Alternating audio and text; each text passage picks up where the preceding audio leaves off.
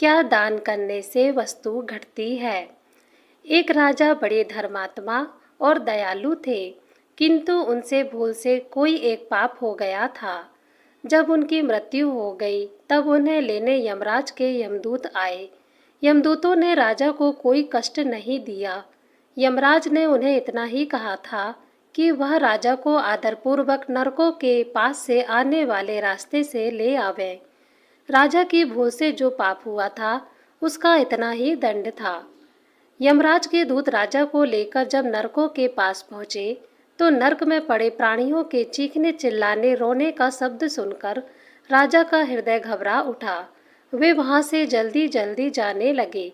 इसी समय नरक में पड़े जीव ने उनसे पुकार कर प्रार्थना की, महाराज आपका कल्याण हो, हम लोगों पर दया करके आप एक घड़ी यहाँ खड़े रहिए।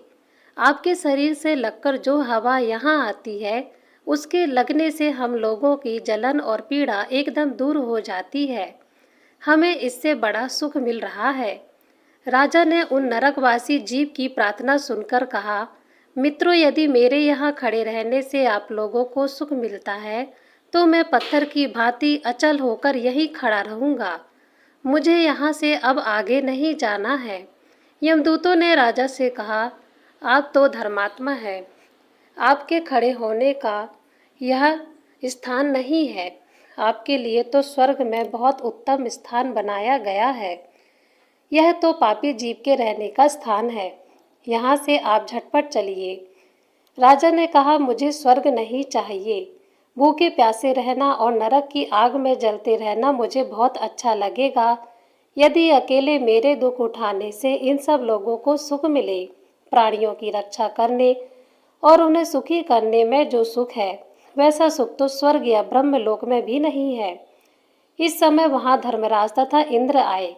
धर्मराज ने कहा, राजन, मैं आपको स्वर्ग ले जाने के लिए आया हूँ, अब आप चलें। राजा ने कहा, जब तक यह नरक में पड़े जीव इस कष्ट से नहीं छूटेंगे मैं यहाँ से कहीं नहीं जाऊँगा। धर्मराज बोले, यह सब पापी जीव हैं, इन्होंने कोई पुण्य नहीं किया है, यह नरक से कैसे छूट सकते हैं। राजा ने कहा, मैं अपना सब पुण्य इन लोगों को दान कर रहा हूँ, आप इन लोगों को स्वर्ग ले जाएं। उनके बदले मैं अकेले नरक में रहूंगा।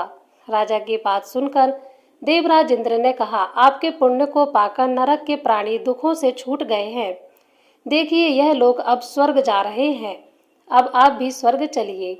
राजा ने कहा, मैंने तो अपना सब पुण्य दान कर दिया, अब आप मुझे स्वर्ग में चलने को क्यों कहते हैं।